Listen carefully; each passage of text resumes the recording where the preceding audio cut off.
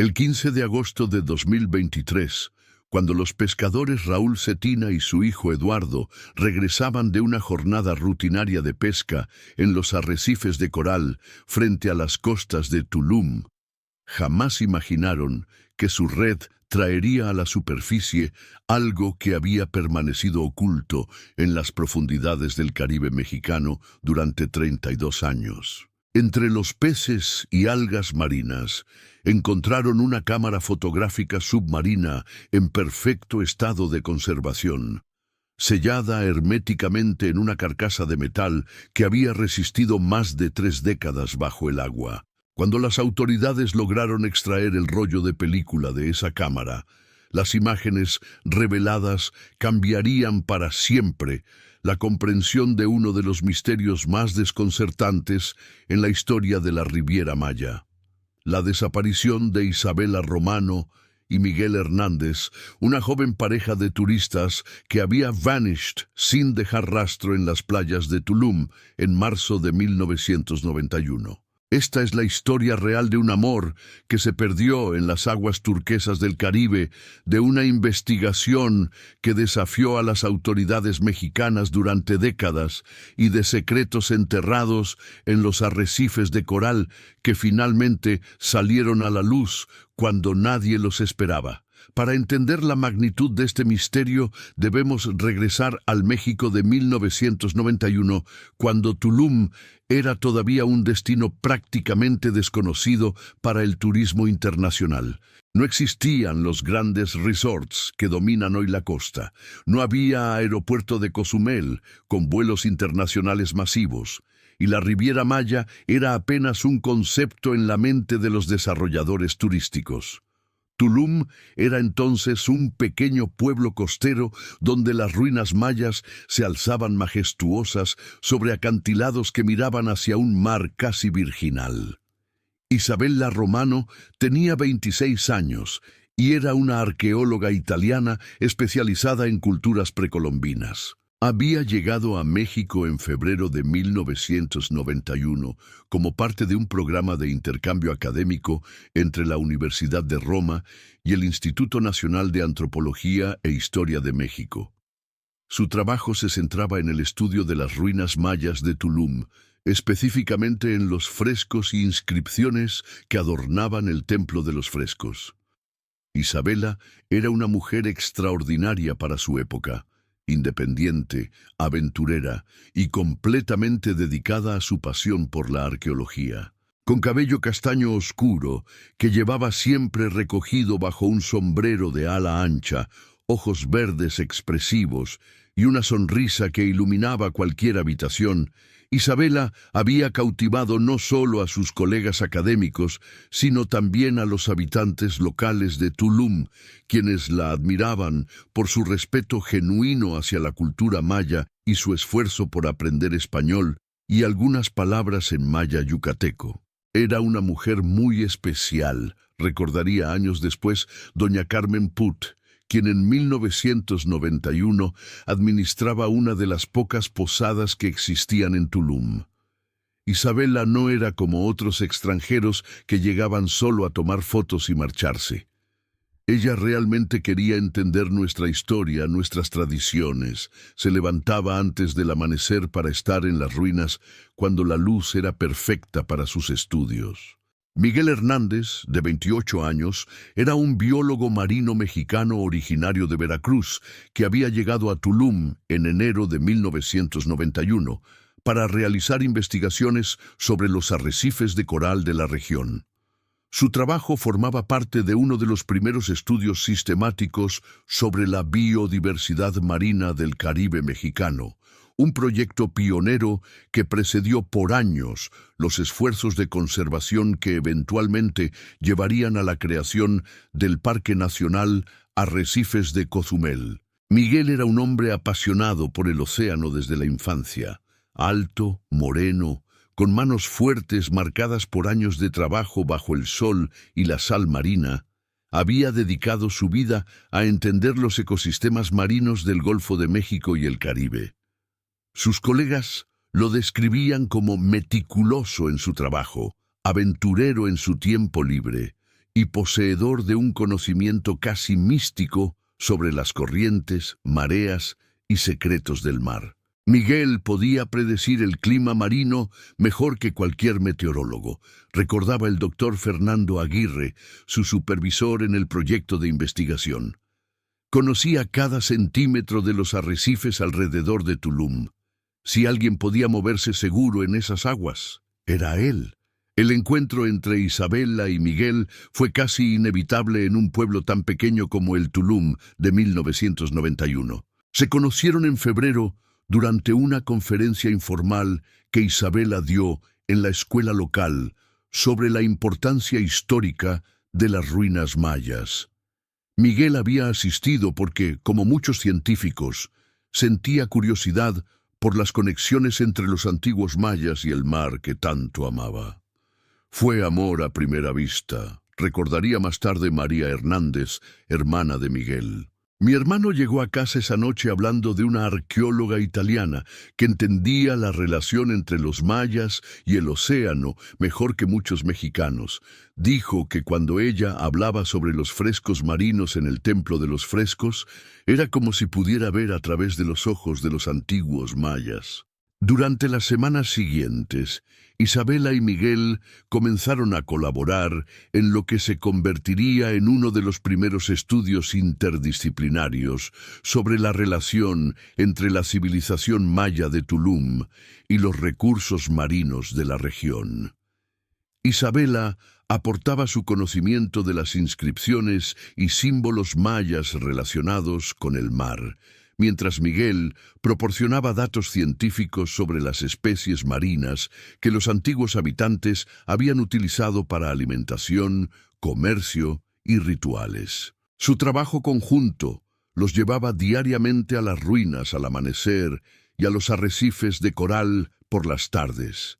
Isabela había aprendido a bucear para poder estudiar mejor las formaciones coralinas que aparecían representadas en algunos frescos mayas, mientras Miguel había desarrollado un interés genuino por la arqueoastronomía maya y la forma en que los antiguos habitantes utilizaban las posiciones de las estrellas para navegar por el Caribe. Eran el equipo perfecto, observaría el doctor Aguirre. Isabela entendía el pasado de estas aguas. Miguel entendía su presente. Juntos estaban creando una comprensión completamente nueva de cómo los mayas habían interactuado con el ecosistema marino. Pero más allá de su colaboración académica, Isabela y Miguel habían desarrollado una relación personal profunda que fascinaba a quienes los conocían.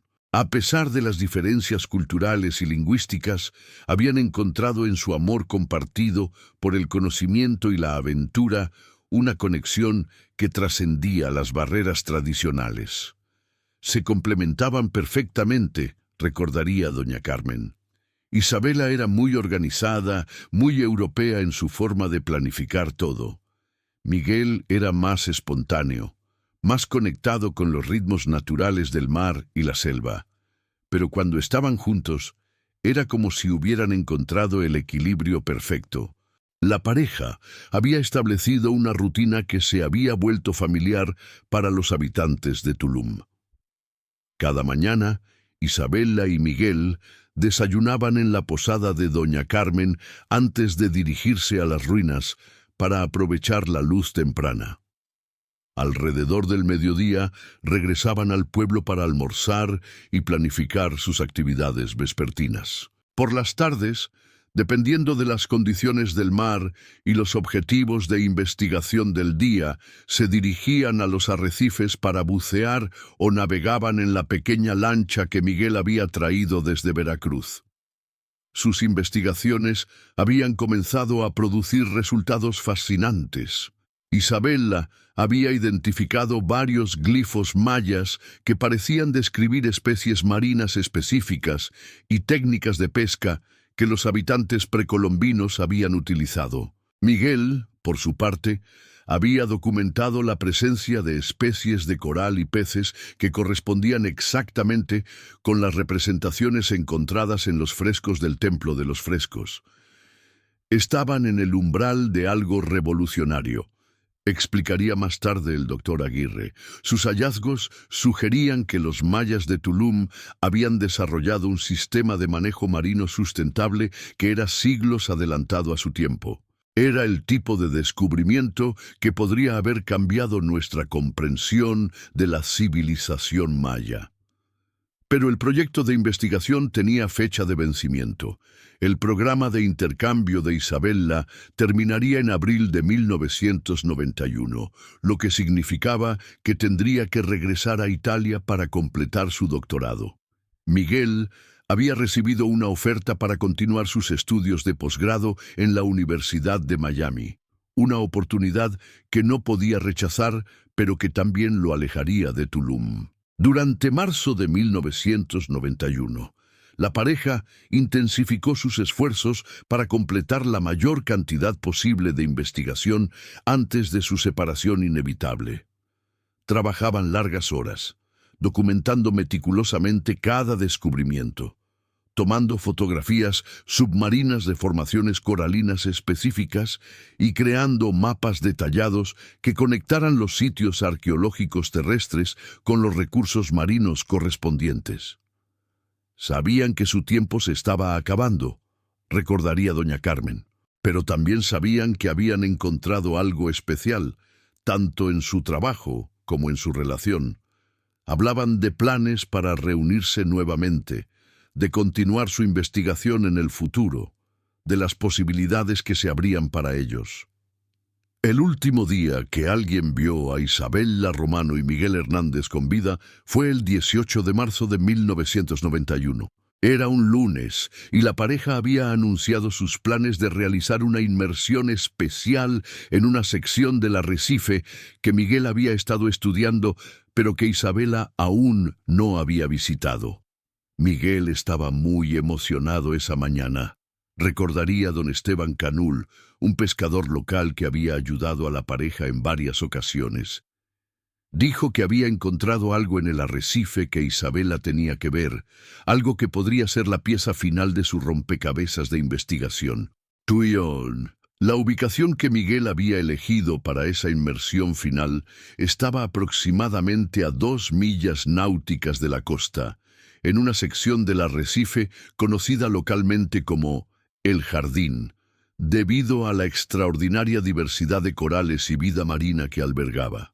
Era un sitio que Miguel conocía bien, pero que requería cierta experiencia para navegar debido a las corrientes variables y las formaciones coralinas complejas. Isabella y Miguel salieron de la playa de Tulum alrededor de las 8:30 de la mañana en la lancha de Miguel, una embarcación de fibra de vidrio de 20 pies que había demostrado ser confiable durante los 2 meses anteriores de investigación. Llevaban equipo completo de buceo, cámaras fotográficas submarinas y suministros para pasar todo el día en el agua si era necesario. Los vi partir esa mañana, recordaría don Esteban. El mar estaba perfecto, casi como un espejo. Isabella llevaba su sombrero favorito y su cámara nueva, esa que había comprado especialmente para fotografías submarinas. Miguel revisó el motor 2 veces antes de partir, como siempre hacía. No había nada que sugiriera que algo iba a salir mal. Según el plan que habían compartido con varios colegas, Isabella y Miguel planeaban regresar antes del atardecer. Tenían una cena programada con el doctor Aguirre y otros miembros del equipo de investigación para discutir los hallazgos del día y finalizar algunos detalles de la documentación que Isabella necesitaba completar antes de su partida. Cuando la pareja no apareció para la cena a las 7:00 p.m., sus colegas inicialmente no se preocuparon demasiado. Las condiciones del mar habían sido excelentes durante todo el día, y tanto Isabella como Miguel eran conocidos por perder la noción del tiempo cuando estaban inmersos en su trabajo. Pero cuando las 9:00 p.m. llegaron sin noticias de la pareja, el doctor Aguirre y doña Carmen comenzaron a sentir inquietud real. Miguel era meticulosamente puntual, especialmente cuando se trataba de compromisos profesionales. Isabela, por su parte, siempre avisaba si iba a llegar tarde a cualquier cita. Algo estaba mal, recordaría el doctor Aguirre. Miguel nunca, jamás, habría perdido esa reunión sin avisar, y conocía esas aguas como la palma de su mano. No era el tipo de persona que se perdería o tendría problemas mecánicos sin una explicación. A las 10:00 p.m., don Esteban y otros pescadores locales comenzaron a buscar la lancha de Miguel utilizando sus propias embarcaciones. En 1991, Tulum no tenía una estación de guardacostas establecida, por lo que los esfuerzos de búsqueda dependían completamente de los recursos locales y la buena voluntad de la comunidad pesquera. Los pescadores conocían bien las corrientes y los patrones climáticos de la región. Sabían que si Miguel hubiera tenido problemas mecánicos o de navegación, había varias áreas donde la lancha podría haber sido arrastrada por las corrientes. Durante toda la noche del 18 al 19 de marzo, embarcaciones locales peinaron sistemáticamente cada bahía, cada caleta y cada sección del arrecife donde la pareja podría haber buscado refugio. La búsqueda no reveló ningún rastro de la lancha de Miguel, ni de Isabela, ni de cualquier evidencia de que hubieran estado en problemas. Era como si hubieran simplemente desaparecido en las aguas cristalinas del Caribe mexicano. Al amanecer del 19 de marzo, el doctor Aguirre contactó a las autoridades estatales en Chetumal para reportar oficialmente la desaparición de Isabela y Miguel. La respuesta inicial fue frustrante, pero típica de la época. Las autoridades explicaron que tendrían que esperar 48 horas antes de considerar oficialmente a la pareja como desaparecida, y que la jurisdicción sobre aguas territoriales era complicada y requería coordinación entre múltiples agencias.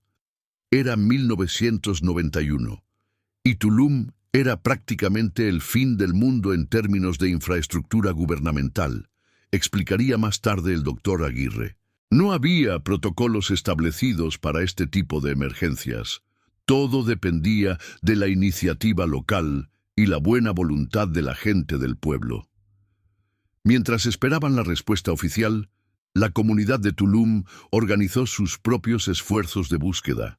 Los pescadores locales donaron combustible y tiempo para continuar rastreando las aguas alrededor del arrecife. Los trabajadores de las ruinas mayas ayudaron a buscar en las playas y calas terrestres por si la pareja hubiera logrado llegar a tierra en algún lugar remoto. Isabela había establecido conexiones genuinas con varias familias mayas locales a través de su trabajo de investigación. Estas familias conocían senderos y ubicaciones en la selva y la costa que no aparecían en ningún mapa oficial.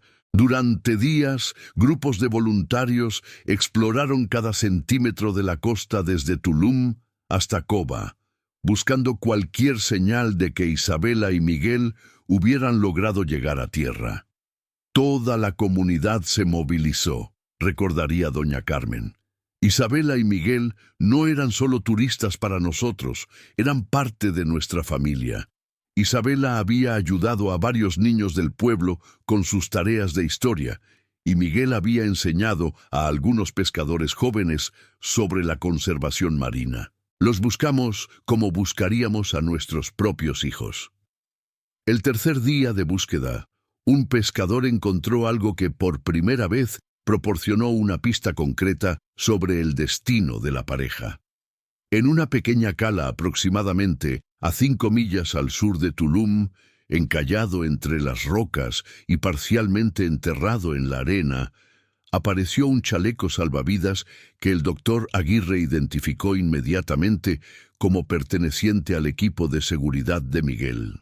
El chaleco estaba desgarrado en varios lugares y mostraba signos de haber estado en el agua durante varios días. Más inquietante aún, tenía manchas que parecían ser sangre, aunque la exposición al agua salada había hecho imposible determinar con certeza su origen. Encontrar ese chaleco fue tanto un alivio como una nueva fuente de terror, recordaría el doctor Aguirre. Por un lado, finalmente teníamos evidencia concreta de que algo había pasado. Por otro lado, las condiciones del chaleco sugerían que había habido algún tipo de accidente o emergencia. El descubrimiento del chaleco intensificó los esfuerzos de búsqueda, pero también cambió su enfoque. En lugar de buscar a dos personas perdidas, pero posiblemente ilesas, los equipos ahora buscaban evidencia de un accidente marino y posiblemente recuperar cuerpos. Durante las 2 semanas siguientes, la búsqueda se expandió para incluir buzos profesionales traídos desde Cozumel y Cancún. Estos buzos exploraron sistemáticamente las secciones más profundas del arrecife, buscando restos del naufragio de la lancha de Miguel o cualquier otra evidencia del destino de la pareja. Los buzos encontraron varios objetos que podrían haber estado relacionados con Isabela y Miguel. Fragmentos de fibra de vidrio que podrían haber provenido de una lancha, equipo de buceo que había estado en el agua durante varios días y una cámara fotográfica submarina dañada que no pudo ser identificada definitivamente como perteneciente a la pareja. Pero a pesar de semanas de búsqueda intensiva que involucró a docenas de voluntarios, pescadores profesionales, buzos expertos y eventualmente equipos oficiales de rescate marítimo, nunca se encontraron los cuerpos de Isabela Romano y Miguel Hernández, ni restos definitivos de la lancha en la que habían partido para su última inmersión. Era como si el mar se los hubiera tragado completamente. Reflexionaría años después don Esteban. En 40 años pescando en estas aguas he visto muchos accidentes, muchas tragedias, pero siempre encontramos algo. El mar siempre devuelve lo que toma, tarde o temprano. Pero con Isabela y Miguel no había nada. Era como si nunca hubieran existido. La investigación oficial, cuando finalmente comenzó en serio, reveló pocos datos adicionales. Las autoridades marítimas concluyeron que la pareja había probablemente sufrido un accidente durante su inmersión, posiblemente relacionado con las corrientes variables en la zona del arrecife conocida como El Jardín. Los investigadores especularon que Miguel e Isabela podrían haber sido arrastrados por una corriente inesperada durante su buceo, o que su lancha podría haber tenido problemas mecánicos que los dejaron varados en aguas profundas. Sin embargo, estas teorías no explicaban por qué no se habían encontrado restos de la embarcación, ni por qué el chaleco salvavidas había aparecido tan lejos del área donde se suponía que estaban buceando. Las corrientes en esa zona son complicadas, pero Miguel las conocía mejor que nadie, insistía el doctor Aguirre durante las entrevistas con los investigadores. Había buceado en el jardín docenas de veces. No era el tipo de persona que se dejaría sorprender por las condiciones marinas. A medida que pasaron los meses, el caso de Isabela Romano y Miguel Hernández gradualmente desapareció de la atención pública. La familia de Isabela en Italia mantuvo correspondencia con las autoridades mexicanas durante varios años, pero las respuestas se volvieron cada vez más rutinarias y menos esperanzadoras. Miguel no tenía familia inmediata que pudiera presionar por una investigación continuada. Sus padres habían muerto cuando él era joven, y su hermana María, aunque devastada por su desaparición, no tenía los recursos o las conexiones para mantener presión sobre las autoridades durante un periodo prolongado. Fue como si el mundo simplemente se hubiera olvidado de ellos, diría María años después. Miguel había dedicado su vida a estudiar y proteger el mar que lo amaba. Isabela había venido desde tan lejos para entender nuestra historia y nuestra cultura. No merecían ser olvidados así. Durante los años siguientes, Tulum se transformó dramáticamente. Lo que había sido un pueblo pesquero tranquilo con ruinas mayas impresionantes, se convirtió gradualmente en uno de los destinos turísticos más populares del mundo. Hoteles de lujo reemplazaron las posadas familiares, restaurantes internacionales aparecieron donde antes había habido solo comedores locales, y las playas vírgenes donde Isabela y Miguel habían trabajado se llenaron de turistas de todo el mundo. La transformación de Tulum borró muchas de las huellas de la vida que Isabela y Miguel habían conocido. La posada de Doña Carmen eventualmente fue vendida a desarrolladores hoteleros. Los sitios de buceo donde Miguel había realizado sus investigaciones se convirtieron en atracciones turísticas comerciales. Incluso algunos de los arrecifes donde la pareja había trabajado sufrieron daños debido al aumento del tráfico de embarcaciones turísticas. Era como si el Tulum, donde Isabela y Miguel habían sido felices, hubiera desaparecido junto con ellos, observaría doña Carmen, quien eventualmente se mudó a Valladolid para vivir con sus hijos. El lugar se había vuelto hermoso de una manera diferente, pero ya no era el mismo lugar donde ellos se habían enamorado. Sin embargo, algunos habitantes locales nunca olvidaron a la pareja desaparecida. Don Esteban, que continuó pescando en las mismas aguas durante décadas, a menudo hablaba de Isabela y Miguel con los pescadores más jóvenes, manteniendo viva su memoria y la lección de que el mar, por hermoso que sea, siempre debe ser respetado. Durante 32 años, el caso permaneció oficialmente abierto, pero prácticamente olvidado. Los archivos se trasladaron de una oficina gubernamental a otra a medida que la burocracia se reorganizaba y modernizaba. Las fotografías de Isabela y Miguel se desvanecieron en expedientes polvorientos, y sus nombres aparecían solo ocasionalmente en listas de personas desaparecidas que se revisaban rutinariamente, pero sin expectativas reales de resolución. Pero el mar del Caribe, que había guardado sus secretos durante más de 3 décadas, finalmente estaba listo para revelar al menos parte de la verdad sobre lo que había pasado con Isabela Romano y Miguel Hernández en marzo de 1991. Cuando Raúl Cetina y su hijo Eduardo izaron su red de pesca esa tarde de agosto de 2023, no tenían idea de que estaban a punto de desenterrar uno de los misterios más persistentes en la historia de Tulum. La cámara fotográfica que emergió de las profundidades parecía imposiblemente bien preservada para haber estado bajo el agua durante 32 años. Pero los técnicos forenses confirmarían más tarde que tanto la carcasa de metal como el mecanismo interno habían sido protegidos por condiciones únicas en esa sección específica del arrecife. Cuando las primeras imágenes del rollo de película fueron reveladas en un laboratorio especializado en Ciudad de México, mostraron escenas que nadie había esperado ver.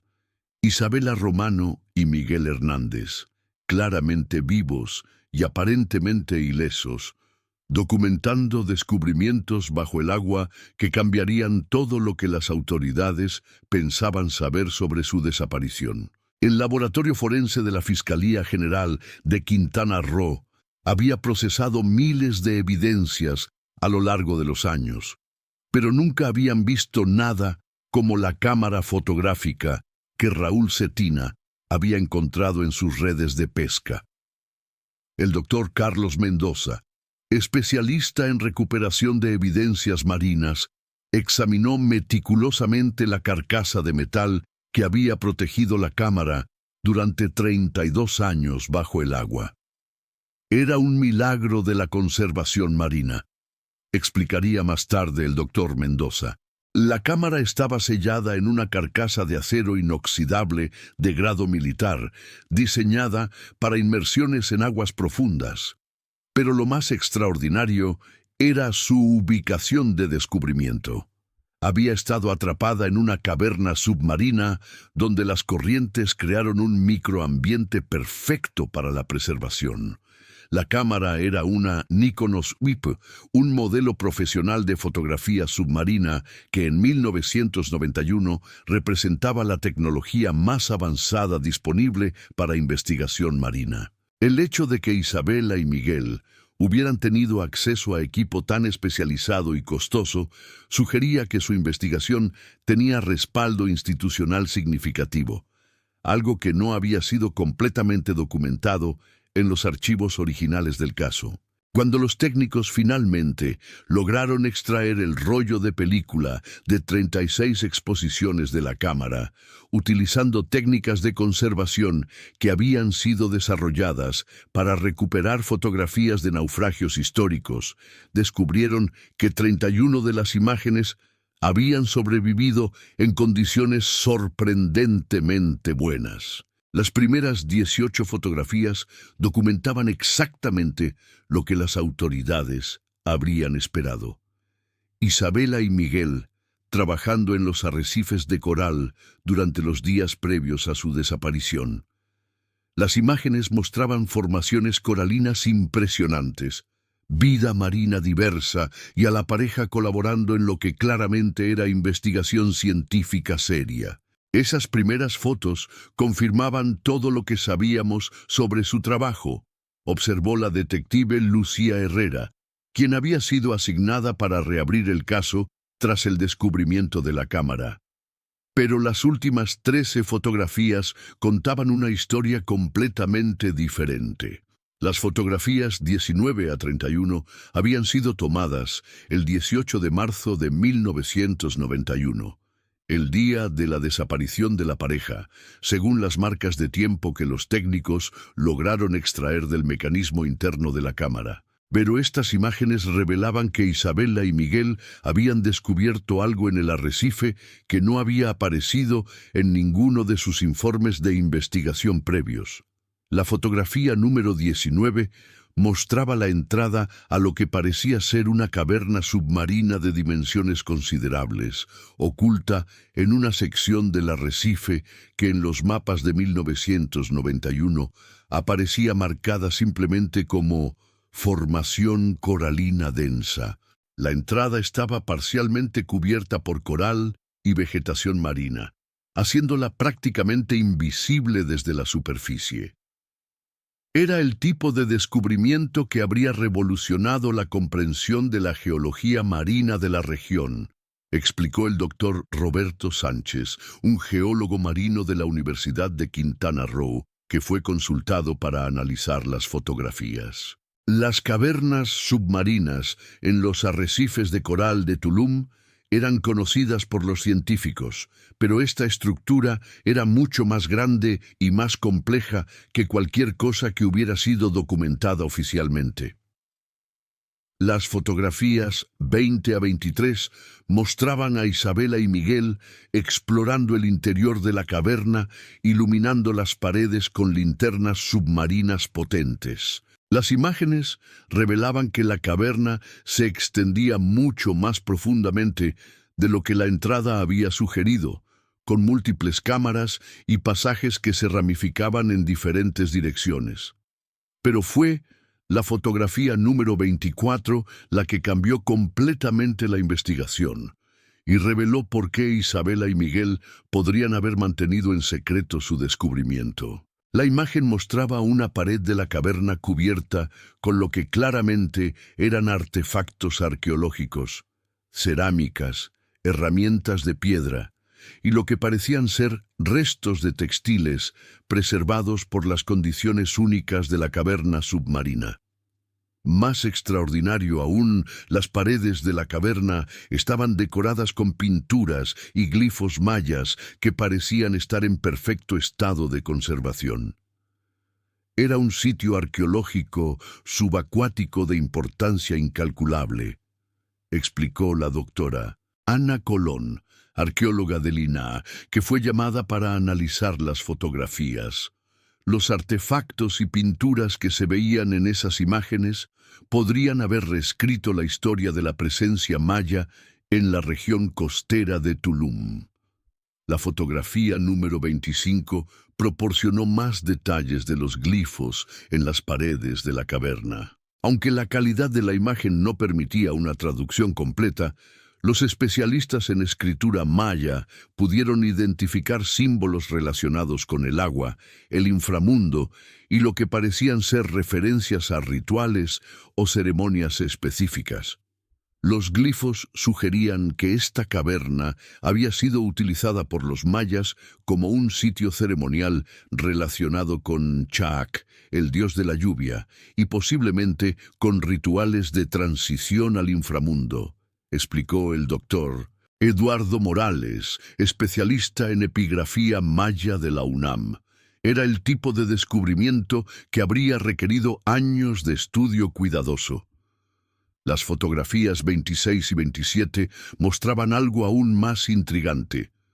Evidencia de que la caverna tenía conexiones con sistemas de cenotes terrestres. Las imágenes capturaban corrientes de agua dulce mezclándose con el agua salada marina, creando efectos visuales únicos que sugerían que la caverna era parte de la vasta red de sistemas de agua subterránea que conecta toda la península de Yucatán.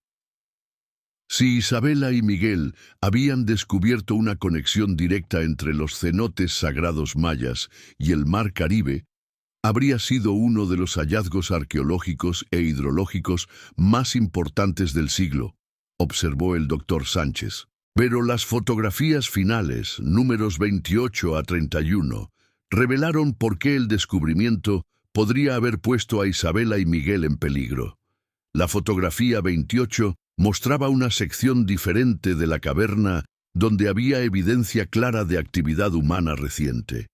Entre los artefactos mayas antiguos había objetos modernos, tanques de oxígeno, equipos de excavación y lo que parecían ser herramientas utilizadas para extraer artefactos de manera sistemática. ¿Alguien más conocía esa caverna?, concluyó la detective Herrera, y habían estado saqueando artefactos mayas del sitio, probablemente durante años. La fotografía 29 era aún más reveladora. Mostraba una pila de artefactos cerámicos que claramente habían sido removidos de su contexto arqueológico original y preparados para transporte.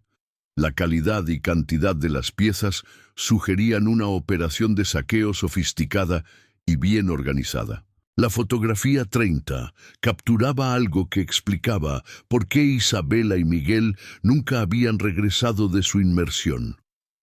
En la imagen, tomada desde un ángulo que sugería que la pareja se había escondido detrás de una formación coralina, se podían ver las siluetas de al menos 3 buzos, que claramente no eran Isabela o Miguel, basándose en su equipo y posiciones corporales. Esa fotografía sugería que Isabela y Miguel habían sido testigos de la operación de saqueo en progreso, explicó la detective Herrera. Si los saqueadores se dieron cuenta de que habían sido descubiertos por 2 investigadores que podrían exponer su operación, tenían motivos poderosos para actuar contra ellos. La fotografía final, número 31, era la más perturbadora de todas.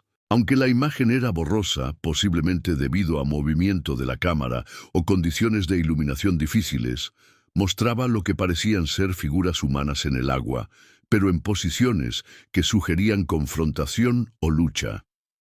Esa última foto fue tomada a las 11:47 am del 18 de marzo de 1991, según los datos que pudimos recuperar, explicó el doctor Mendoza.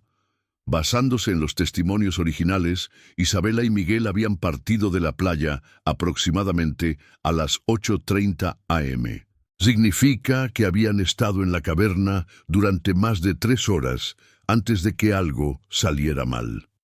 El análisis de las fotografías llevó a las autoridades a organizar una nueva expedición al área donde Raúl Cetina había encontrado la cámara. Utilizando tecnología de sonar y equipos de buceo mucho más avanzados que los disponibles en 1991, los investigadores lograron localizar la caverna submarina que Isabela y Miguel habían fotografiado. Lo que encontraron confirmó las peores sospechas sobre lo que había pasado con la pareja, pero también reveló secretos que habían permanecido ocultos en las profundidades del Caribe durante más de 3 décadas. La caverna era aún más extensa de lo que las fotografías habían sugerido. El sistema de túneles y cámaras se extendía por más de 2 kilómetros bajo el arrecife de coral, conectando eventualmente con varios cenotes terrestres que habían sido considerados sagrados por los antiguos mayas. En la cámara principal de la caverna, los buzos encontraron exactamente los artefactos arqueológicos que Isabella y Miguel habían fotografiado.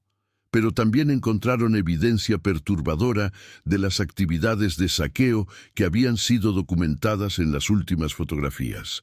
Era como un almacén submarino para contrabandistas de antigüedades, explicó el comandante Roberto Vázquez de la Policía Federal, quien dirigió la operación de recuperación. Habían estado utilizando la caverna como base de operaciones para una red de saqueo de artefactos mayas que probablemente había operado durante décadas. Los investigadores encontraron equipos de excavación, herramientas especializadas para remover artefactos sin dañarlos, y sistemas de aire e iluminación que habían permitido a los saqueadores trabajar en la caverna durante períodos prolongados. También había evidencia de que los contrabandistas habían estado utilizando embarcaciones para transportar los artefactos robados, posiblemente hacia coleccionistas privados en Estados Unidos o Europa. Pero el descubrimiento más significativo estaba en la cámara más profunda de la caverna, en un área que las fotografías de Isabella y Miguel no habían alcanzado a documentar. Allí, los buzos encontraron los restos de la lancha de Miguel Hernández. La embarcación había sido hundida deliberadamente en la parte más profunda de la caverna, en un área donde las corrientes naturales habrían hecho prácticamente imposible su descubrimiento accidental. El análisis forense de los restos del bote reveló evidencia de daños que no eran consistentes con un accidente o naufragio natural. La lancha había sido saboteada, concluyó el perito naval Juan Carlos Ibarra. Habían hecho agujeros en el casco de manera deliberada, asegurándose de que se hundiera rápidamente y no pudiera ser utilizada para escapar. Junto a los restos de la lancha, los investigadores hicieron un descubrimiento que finalmente proporcionó respuestas definitivas sobre el destino de Isabella Romano y Miguel Hernández. En una grieta profunda de la caverna, protegidos por formaciones coralinas que habían crecido durante los 32 años transcurridos, encontraron restos esqueléticos humanos que el análisis forense posterior confirmaría como pertenecientes a la pareja desaparecida. Los huesos mostraban evidencia de trauma, explicó la doctora Patricia Ruiz, especialista en medicina forense que examinó los restos. Ambos individuos habían sufrido heridas que habrían sido fatales, consistentes con ataques violentos más que con accidentes de buceo. El análisis de los restos también reveló que Isabella y Miguel habían estado vivos durante algún tiempo después de haber sido atacados. Los investigadores encontraron evidencia de que habían intentado usar sus equipos de buceo de emergencia y habían buscado refugio en las secciones más profundas de la caverna. Lucharon por sus vidas, observó la detective Herrera. No fueron víctimas pasivas, utilizaron su conocimiento de la caverna para intentar escapar y sobrevivir el mayor tiempo posible. Los investigadores también encontraron objetos personales que habían pertenecido a la pareja. El reloj de buceo de Miguel, todavía funcionando después de 32 años bajo el agua. El collar de jade que Isabella siempre llevaba. Y más significativamente, una libreta de notas en una bolsa impermeable que contenía observaciones detalladas sobre la operación de saqueo que habían presenciado. Las notas de Isabella, escritas en italiano y español, Documentaban no solo los artefactos que habían visto siendo removidos de la caverna, sino también descripciones de las personas involucradas en la operación de saqueo. Había referencias a al menos 5 hombres, aparentemente mexicanos, dirigidos por alguien que hablaba inglés con acento estadounidense. Isabela había documentado todo lo que habían presenciado, explicó la detective Herrera. Tenían nombres, descripciones físicas e incluso bosquejos de algunos de los artefactos que habían visto siendo robados. Era evidencia que habría destruido completamente la operación de contrabando. Las notas también revelaban que Isabela y Miguel se habían dado cuenta del peligro en el que se encontraban. La última entrada, fechada el 18 de marzo de 1991, decía: «Nos han visto. Miguel cree que podemos llegar a la superficie sin ser detectados, pero no estoy segura. Si algo nos pasa, espero que alguien encuentre estas notas y haga justicia». Con esta nueva evidencia, la investigación se expandió para incluir una revisión completa de casos de contrabando de antigüedades que habían sido reportados en la región durante los años 1980 y 1990. Lo que los investigadores descubrieron fue una red criminal sofisticada que había estado operando en la península de Yucatán durante décadas. Los archivos de Interpol revelaron que durante los años 1980 y 1990 había habido un mercado negro próspero para artefactos mayas auténticos, especialmente en Estados Unidos y Europa. Coleccionistas privados estaban dispuestos a pagar cientos de miles de dólares por piezas significativas, y la falta de vigilancia efectiva en muchos sitios arqueológicos de México había hecho que el saqueo fuera relativamente fácil y lucrativo. Era una operación multimillonaria, explicó el agente federal David Montoya, especialista en crímenes contra el patrimonio cultural. Los saqueadores habían identificado sitios arqueológicos submarinos que no estaban siendo monitoreados por las autoridades y habían desarrollado métodos sofisticados para extraer artefactos sin ser detectados. La investigación también reveló conexiones entre la operación de saqueo en Tulum y otras redes criminales que habían estado activas en Chichén Itzá, Palenque y otros sitios arqueológicos importantes de México durante el mismo periodo. Utilizando las descripciones proporcionadas en las notas de Isabela, los investigadores comenzaron a buscar en bases de datos criminales internacionales para individuos que podrían haber estado involucrados en la operación de contrabando de 1991. El primer gran avance llegó cuando encontraron registros de un estadounidense llamado Richard Rick Harrison, quien había sido arrestado en Miami en 1995 por contrabando de antigüedades mesoamericanas.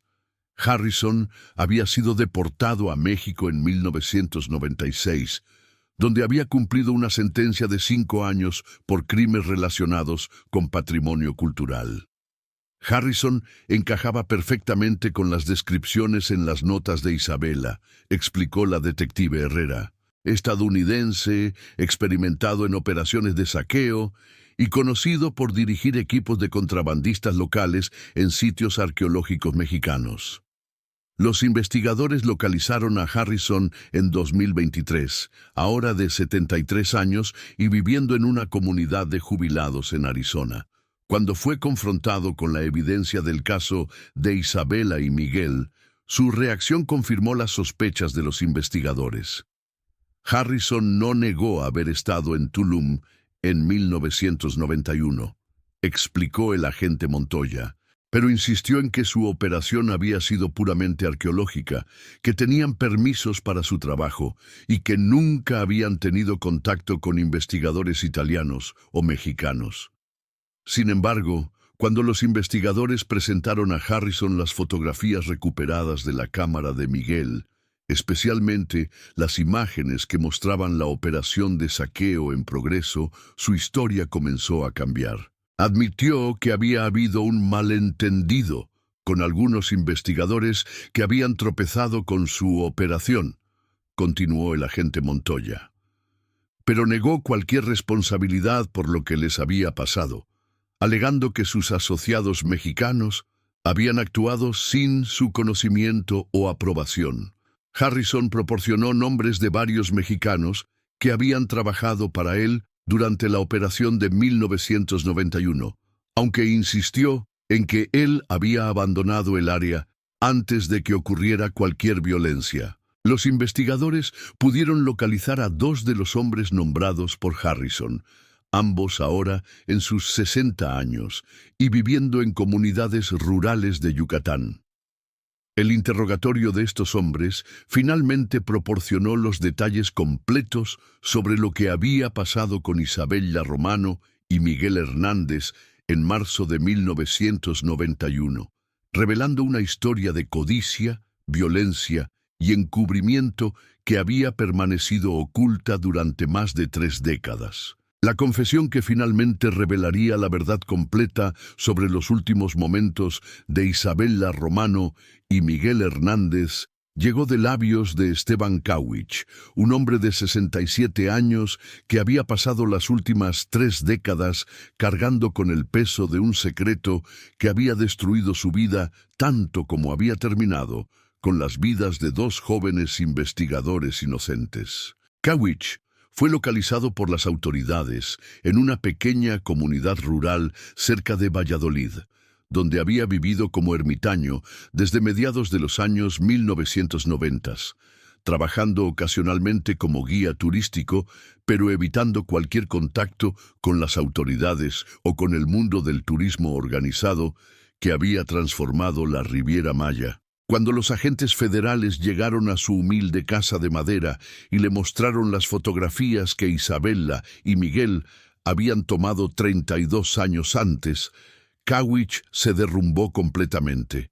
Durante horas lloró en silencio antes de finalmente encontrar las palabras para confesar su participación en lo que él describió como el peor error de mi vida. He vivido con esto todos los días durante 32 años, dijo Kawich durante su primera entrevista con la detective Herrera. No pasa una noche sin que vea sus caras, sin que recuerde lo que hicimos.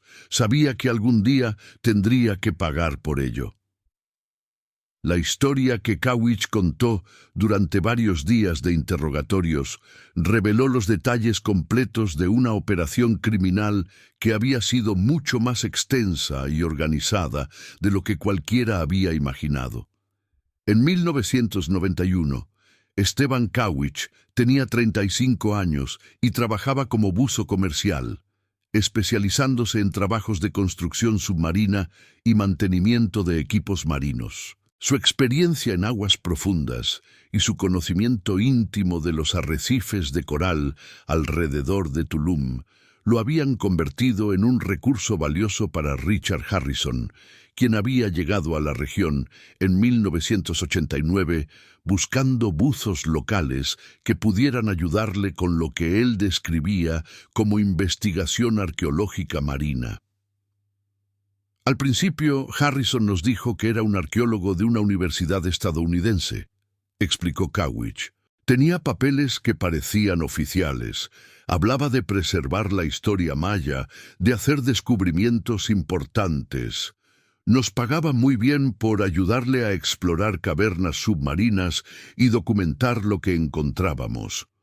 Durante casi 2 años, Kawich y otros 4 buzos locales habían trabajado para Harrison, explorando el complejo sistema de cavernas submarinas que se extendía bajo los arrecifes de Tulum. Inicialmente, el trabajo había parecido legítimo.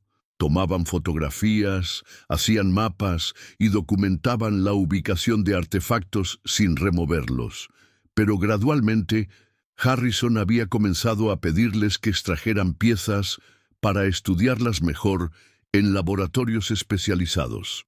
Las piezas que removían se volvían cada vez más valiosas y nunca regresaban a las cavernas. Para principios de 1991, Cowich se había dado cuenta de que estaban participando en una operación de saqueo arqueológico a gran escala. Cuando entendí lo que realmente estábamos haciendo, quise salirme, admitió Cowich. Pero Harrison me dijo que ya sabía demasiado, que estaba involucrado demasiado profundamente para retirarse. Me amenazó a mí y a mi familia si trataba de abandonar la operación. El 18 de marzo de 1991, Cowich y 3 otros buzos estaban trabajando en la caverna submarina principal, removiendo una colección particularmente valiosa de cerámicas mayas que Harrison había identificado como piezas de museo, que podrían venderse por cientos de miles de dólares en el mercado negro internacional. Estábamos concentrados en nuestro trabajo cuando de repente vimos luces en el agua, recordó Cowich. Pensamos que podrían ser otros buzos de Harrison, pero cuando nos acercamos vimos que era una pareja joven que claramente no era parte de nuestra operación. Isabela y Miguel habían estado explorando las secciones menos profundas de la caverna cuando habían notado las luces artificiales y los sonidos de la actividad humana en las cámaras más profundas. Su curiosidad científica los había llevado a investigar, sin darse cuenta de que estaban descubriendo una operación criminal en progreso. La mujer tenía una cámara y estaba tomando fotografías de todo, continuó Cowich. El hombre tomaba notas en una libreta impermeable. Cuando nos vieron, la mujer siguió tomando fotos y pudimos ver que estaba documentando lo que estábamos haciendo. Cowich y sus compañeros habían intentado inicialmente ahuyentar a la pareja sin violencia, esperando que simplemente se fueran y olvidaran lo que habían visto. Pero Isabela y Miguel, en lugar de huir, habían comenzado a hacer preguntas en español e inglés sobre quiénes eran y qué estaban haciendo con los artefactos arqueológicos. La mujer hablaba muy buen español, recordó Cowich. Nos dijo que era arqueóloga, que sabía que lo que estábamos haciendo era ilegal. El hombre dijo que era biólogo marino y que iba a reportar nuestra actividad a las autoridades. Ahí fue cuando supimos que teníamos un problema serio. Cowich había contactado inmediatamente a Harrison vía radio submarina, informándole sobre el encuentro con los 2 investigadores. La respuesta de Harrison había sido clara e inmediata. No podían permitir que Isabela y Miguel salieran de la caverna con evidencia de la operación de saqueo. Harrison nos dijo que los detuviéramos hasta que él pudiera llegar, explicó Cowich. Dijo que tal vez podríamos llegar a algún acuerdo, tal vez sobornarlos para que guardaran silencio. Pero también dijo que si no se podía resolver pacíficamente, tendríamos que asegurar que no pudieran identificarnos o dañar la operación. Durante las horas siguientes, Isabela y Miguel fueron mantenidos en la caverna, mientras Harrison se dirigía al sitio desde su base de operaciones en un hotel de Playa del Carmen. Durante este tiempo, la pareja había intentado convencer a sus captores de que no tenían intención de causar problemas, que solo estaban interesados en la investigación científica. Eran personas muy valientes, admitió Cowich. Incluso cuando se dieron cuenta del peligro en el que estaban, siguieron tratando de convencernos de que estábamos destruyendo algo importante para la historia de México. La mujer nos explicó el valor científico de los artefactos que estábamos robando. El hombre nos habló sobre cómo estábamos dañando el ecosistema marino. Cuando Harrison finalmente llegó a la caverna, acompañado por 2 hombres adicionales que Cowich describió como estadounidenses que parecían militares, la situación se deterioró rápidamente. Harrison había interrogado personalmente a Isabela y Miguel, determinando que efectivamente eran investigadores legítimos con conexiones institucionales que harían que su desaparición fuera notada e investigada. También había confirmado que habían tomado fotografías extensas de la operación de saqueo y habían documentado detalles específicos que podrían destruir no solo la operación en Tulum, sino la red más amplia de contrabando que Harrison había establecido en toda Mesoamérica. Harrison dijo que no teníamos otra opción, recordó Cowich, su voz quebrándose.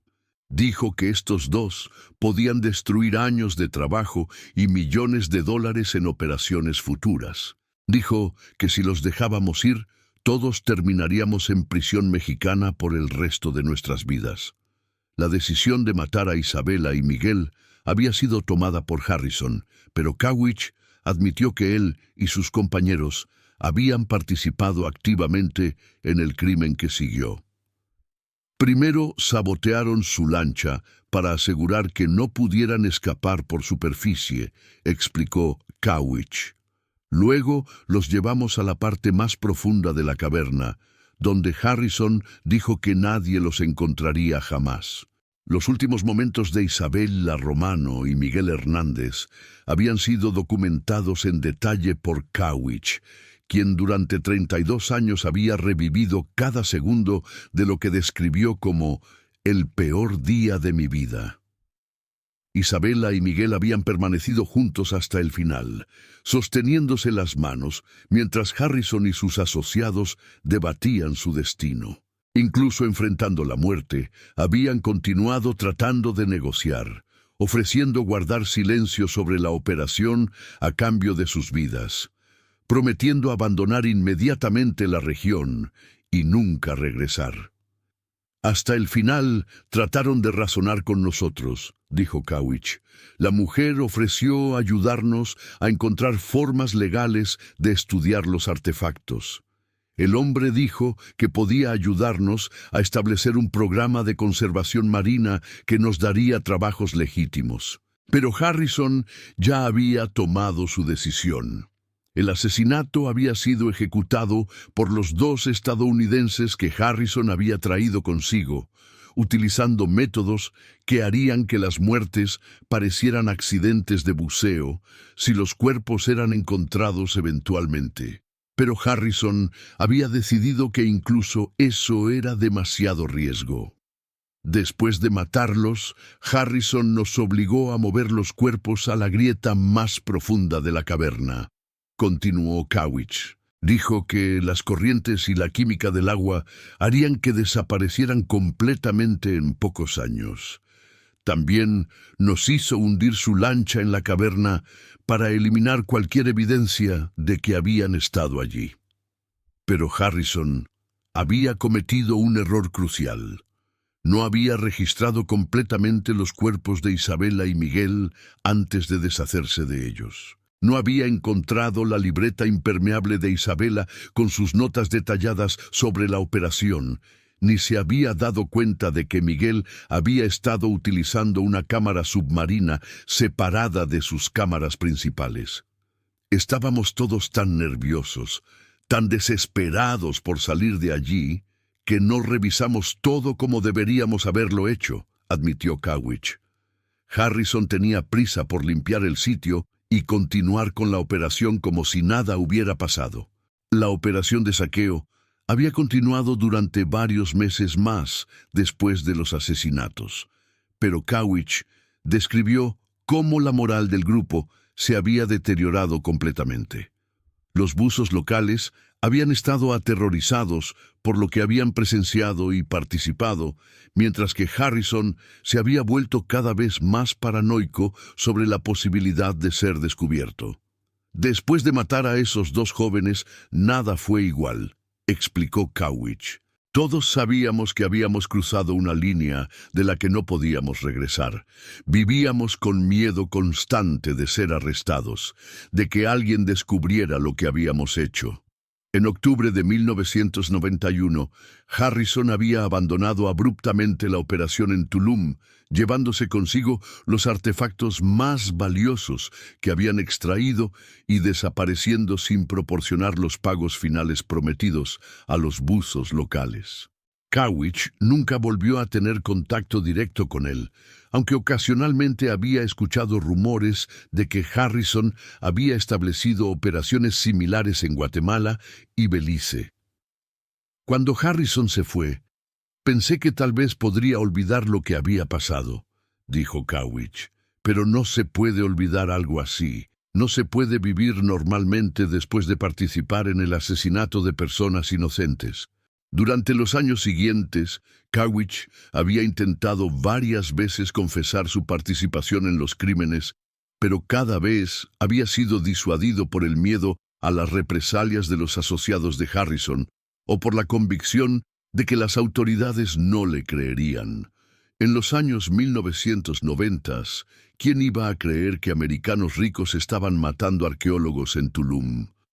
Reflexionó Cowish. La corrupción era tan extensa, la infraestructura legal era tan débil. Pensé que confesar solo resultaría en mi muerte sin hacer justicia para Isabela y Miguel. La confesión de Cowish proporcionó a los investigadores los detalles necesarios para construir un caso criminal sólido, pero también reveló la extensión completa de la red de contrabando que había operado en la región durante años. Utilizando la información proporcionada por Cowish, las autoridades pudieron localizar y arrestar a 2 de los otros buzos que habían participado en los asesinatos. El tercero había muerto en un accidente de buceo en 1998, en circunstancias que los investigadores ahora sospechaban podrían no haber sido completamente accidentales. Una vez que comenzaron las confesiones, toda la operación se desenredó, explicó el agente federal Montoya. Descubrimos que Harrison había estado dirigiendo operaciones similares en al menos 6 países diferentes, robando artefactos por valor de decenas de millones de dólares durante más de una década. Las autoridades estadounidenses fueron contactadas para arrestar a Richard Harrison en Arizona, donde fue acusado formalmente de conspiración para cometer asesinato, contrabando internacional y violación de múltiples leyes de protección del patrimonio cultural. A los 73 años, Harrison enfrentaba la posibilidad de pasar el resto de su vida en prisión. Inicialmente, Harrison había negado cualquier participación en los asesinatos de Isabela y Miguel, insistiendo en que había abandonado la operación en Tulum antes de que ocurriera cualquier violencia. Pero cuando fue confrontado con las confesiones detalladas de Cowish y sus asociados, y especialmente con las fotografías que Isabela y Miguel habían tomado de él en la caverna, su historia comenzó a desmoronarse. Harrison finalmente admitió haber estado presente durante los asesinatos, pero insistió en que había sido una decisión tomada por sus asociados estadounidenses sin su aprobación, explicó el fiscal federal que manejaba el caso.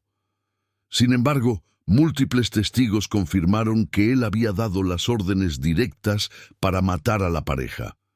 El juicio de Harrison se convirtió en un caso de alto perfil que atrajo atención internacional, particularmente en Italia, donde la familia de Isabela Romano había mantenido durante décadas la esperanza de obtener respuestas sobre el destino de su hija. Isabela era nuestra única hija, dijo Francesca Romano, madre de Isabela, durante una declaración emocional en el tribunal. Durante 32 años no supimos si estaba viva o muerta, si había sufrido, si había tratado de contactarnos. Ahora sabemos que murió haciendo lo que amaba, tratando de proteger la historia y la cultura que tanto respetaba. El juicio también reveló detalles sobre el valor de los artefactos que habían sido robados de la caverna submarina durante la operación de Harrison. Los expertos estimaron que la colección completa de cerámicas, textiles y otros objetos mayas tenía un valor cultural e histórico incalculable, representando algunos de los mejores ejemplos de arte maya costero que jamás habían sido descubiertos. Lo que Harrison y sus asociados robaron no eran solo objetos valiosos, explicó la doctora Ana Colón de Lina. Eran piezas irreemplazables de la historia humana que contenían información sobre cómo los antiguos mayas habían interactuado con el océano y desarrollado tecnologías marinas avanzadas. Algunos de los artefactos robados fueron recuperados durante redadas en casas de coleccionistas privados en Estados Unidos y Europa, pero la mayoría permanecía desaparecida, probablemente vendida a coleccionistas que no tenían idea de las circunstancias violentas bajo las cuales habían sido obtenidos. La investigación también llevó a una reevaluación completa de la seguridad y protección de sitios arqueológicos submarinos en toda la península de Yucatán. Las autoridades implementaron nuevos protocolos de vigilancia y establecieron unidades especializadas para monitorear y proteger el patrimonio cultural subacuático de México. El caso de Isabela y Miguel nos enseñó que el patrimonio arqueológico submarino era igual de vulnerable al saqueo que los sitios terrestres, pero mucho más difícil de proteger y monitorear, explicó el comandante Vázquez. Tuvimos que desarrollar capacidades completamente nuevas para proteger estos recursos únicos. Para las familias de Isabela Romano y Miguel Hernández, el fin del caso, después de 32 años, proporcionó un cierre que habían pensado que nunca llegaría, pero también una tristeza renovada al conocer los detalles de los últimos momentos de sus seres queridos. María Hernández, hermana de Miguel, viajó desde Veracruz para asistir al juicio de Harrison. Saber lo que pasó es doloroso, dijo. Pero también hay algo de paz en finalmente entender que Miguel y Isabela murieron tratando de hacer lo correcto, tratando de proteger algo importante para todos nosotros. Los restos de Isabela Romano y Miguel Hernández fueron finalmente recuperados de la caverna submarina en una operación cuidadosamente planificada que involucró a buzos especializados, arqueólogos marinos y expertos en medicina forense. La familia Romano decidió sepultar a Isabela en Italia, pero antes organizó una ceremonia conmemorativa en Tulum, donde la comunidad local pudo rendir homenaje a la joven arqueóloga que había demostrado tanto respeto por su cultura y historia. Miguel fue sepultado en Veracruz, con honores como investigador científico y mártir de la conservación marina. Su tumba lleva una inscripción en español y maya yucateco que dice: guardián del mar y protector de la historia ancestral. La caverna submarina donde Isabela y Miguel habían hecho su descubrimiento final fue oficialmente designada como sitio arqueológico protegido, con acceso restringido solo para investigadores autorizados. Un memorial submarino fue instalado en honor a la pareja, recordando su contribución a la comprensión de la relación entre los antiguos mayas y el mar. El trabajo de investigación que Isabela y Miguel habían comenzado fue continuado por un equipo internacional de arqueólogos marinos y biólogos, utilizando sus notas y fotografías como base para estudios que eventualmente revolucionaron la comprensión de la cultura maya costera. Isabela y Miguel murieron protegiendo los conocimientos que habían descubierto, observó la doctora Colón. Pero su muerte no fue en vano. Los sitios arqueológicos submarinos de México ahora están mejor protegidos, y su trabajo continúa inspirando a nuevas generaciones de investigadores. La caverna también se convirtió en un símbolo de la lucha más amplia por proteger el patrimonio cultural de México contra el saqueo y la comercialización ilegal. Programas educativos fueron desarrollados para enseñar a las comunidades locales sobre la importancia de proteger los sitios arqueológicos y reportar actividades sospechosas. Don Esteban Canul, el pescador que había ayudado a Isabela y Miguel durante sus investigaciones y que había participado en su búsqueda inicial en 1991, vivió lo suficiente para ver la resolución del caso. A los 89 años, asistió a la ceremonia conmemorativa en Tulum. Isabela y Miguel encontraron lo que estaban buscando, dijo don Esteban durante la ceremonia. Querían entender cómo nuestros ancestros habían vivido con el mar. Al final, ellos también se convirtieron en parte de esa historia, protegiendo los secretos del mar con sus propias vidas. Raúl Cetina, el pescador cuya red había traído la cámara a la superficie después de 32 años, se convirtió en un defensor activo de la conservación marina y la protección de sitios arqueológicos. Estableció un programa de capacitación para pescadores locales sobre cómo identificar y reportar artefactos arqueológicos encontrados en sus redes. El mar nos devolvió la verdad sobre Isabela y Miguel después de tanto tiempo, reflexionó Raúl. Nos enseñó que algunos secretos son demasiado importantes para permanecer enterrados para siempre.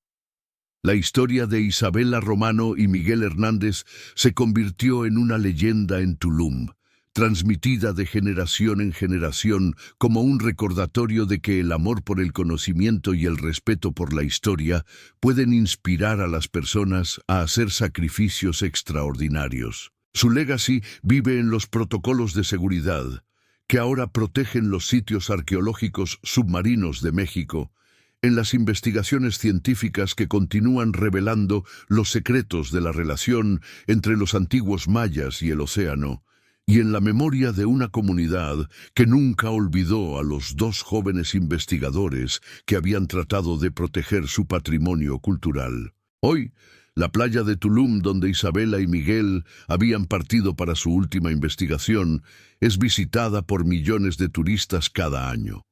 Pero pocos saben la historia de amor, ciencia y sacrificio que se desarrolló en las aguas cristalinas que ahora admiran. Sin embargo, para aquellos que conocen la historia, cada puesta de sol sobre el Caribe mexicano sirve como un recordatorio de que Isabela Romano y Miguel Hernández encontraron en Tulum no solo el amor de sus vidas, sino también una causa por la cual valía la pena morir: la protección del patrimonio cultural y natural que conecta el presente con el pasado ancestral de México.